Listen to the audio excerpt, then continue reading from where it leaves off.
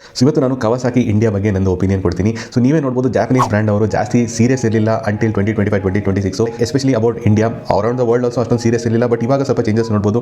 Especially ನೀವು ನೋಡ್ಬೋದು Honda SP ಸಕದಾಗಿ sell ಆಗ್ತಾ ಇದೆ around the European market and also US market. So ಇಂಡಿಯಾದಲ್ಲೂ ಇವಾಗ ಜಾಪನೀಸ್ ಬ್ರ್ಯಾಂಡ್ ಅವರು ಸೀರಿಯಸ್ ಆಗ್ತಾರೆ ಬಿಕಾಸ್ ಅಷ್ಟು ಸಕತ್ತಾಗಿದೆ market, especially for two wheelers. ಯಾಕೆ ಮಿಸ್ ಔಟ್ ಮಾಡಬೇಕು ಅಂತ ಸದ್ಯಕ್ಕೆ ನಿಮಗೆ ನೋಡೋದಾದ್ರೆ ದ ಕವಾಸಾಕಿ ಇಂಡಿಯಾ ಬಗ್ಗೆ ಮಾತಾಡೋದಾದ್ರೆ, ಅವರು ನಿಮಗೆ ಎಲ್ಲೂ ಅಂಡರ್ 2 lakh ಸೆಗ್ಮೆಂಟಲ್ಲಿ ಅವರು ಪ್ರಾಡಕ್ಟ್ಸ್ ಮಾರಲ್ಲ. ಯೂಶಲಿ ಅವ್ರದ್ದು ಪ್ರಾಡಕ್ಟ್ ಸ್ವಲ್ಪ ಪ್ರೀಮಿಯಮ್ ಆಗೇ ಇರುತ್ತೆ. ಸೊ ಇಂಡಿಯಾದು ಪ್ರೀಮಿಯಂ ಮಾಸ್ ಮಾರ್ಕೆಟ್ ಸೆಗ್ಮೆಂಟಲ್ಲಿ ಅವರು ಏನು ಪೆನಿಟ್ರೇಷನ್ 2025 ಮೊದಲು ಮಾಡಿರಲಿಲ್ಲ. ಬಟ್ ಅವ್ರದ್ದು ಬಿಗ್ ಬೈಕ್ ಮಾರ್ಕೆಟ್ ಸಖತ್ತಾಗಿ ನಡೀತಾ ಇತ್ತು. ನೀವೇ ನೋಡೋದಾದ್ರೆ ಬಿಗ್ ಬೈಕ್ ಮಾರ್ಕೆಟಲ್ಲಿ ಯಾಕೆ ಜಾಪನೀಸ್ ಬ್ರ್ಯಾಂಡ್ ಚೆನ್ನಾಗಿ ನಡೀತಿದೆ ಅಂದರೆ because people are looking for reliability.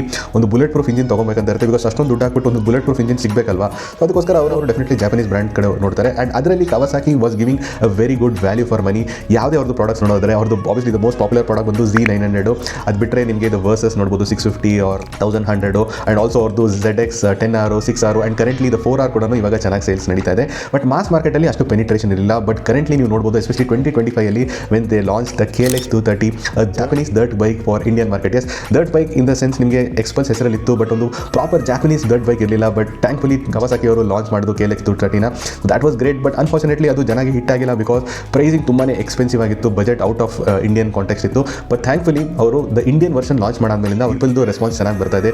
KLX 230 Indian version. So that was a great launch. So ಈ ಪ್ರಾಡಕ್ಟ್ ಬಗ್ಗೆ ನನಗೆ ಏನೂ ಅಭ್ಯಂತರ ಇಲ್ಲ because this is a very good product, reliable product. And basically ಈ ಪ್ರಾಡಕ್ಟಲ್ಲಿ ನಿಮಗೆ ಟೆಕ್ನಾಲಜಿ ಅವಶ್ಯಕತೆ ಇಲ್ಲ. ದ ಪರ್ಪಸ್ನ ಫುಲ್ಫಿಲ್ ಮಾಡಿದ್ರೆ ಸಖತ್ತಾಗಿರುತ್ತೆ. ಆ್ಯಂಡ್ ಡರ್ಟಲ್ಲಂತೂ this is a crazy motorcycle. But ಇವಾಗ ಸದ್ಯಕ್ಕೆ they have also plans about the touring segment and also sports bike segment. So ನಿಮಗೆ ಟೂರಿಂಗ್ ಸೆಗ್ಮೆಂಟಲ್ಲಿ ದ ವರ್ಸಸ್ X300ನ ಲಾಂಚ್ ಮಾಡಿದ್ದಾರೆ. ಇದ್ರ ಬಗ್ಗೆ ನನ್ನ ಕಾಮೆಂಟ್ ಸೆಕ್ಷನ್ ತುಂಬ ಜನ ಕೇಳಿದ್ರು. ಈ ಪ್ರಾಡಕ್ಟ್ ಬಗ್ಗೆ ಮಾತಾಡೋದಾದ್ರೆ this should be the last option. ಇದೊಂದು ರಿಲಯಬಲ್ ಮೋಟರ್ ಸೈಕಲು.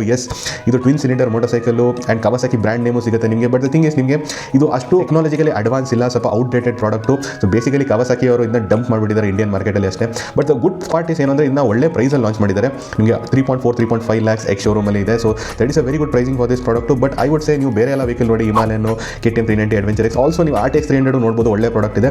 ಅದೆಲ್ಲ ನೋಡಿ ನಿಮ್ಗೆ ಇಷ್ಟ ಆಗಿಲ್ಲ ಅಂದರೆ then you can go with this motorcycle. ಅದೇ ಥರ ನಾನು ಸೇಮ್ ಥಿಂಗ್ ಹೇಳ್ತೀನಿ ಅಬೌಟ್ ದೇರ್ Ninja 300.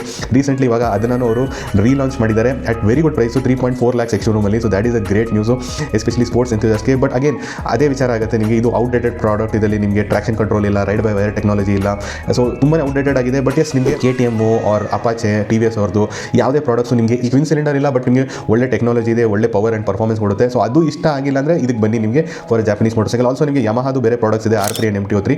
ಸೊ ಅದು ಇಷ್ಟ ಆಗಿಲ್ಲ ಅಂದರೆ then you can go with Kawasaki. So at this point ನನಗೆ ಕವಾಸಾಕಿ ಇನ್ನೂ ಅಪ್ ಟು ದ ಮಾರ್ಕ್ ಇಲ್ಲ.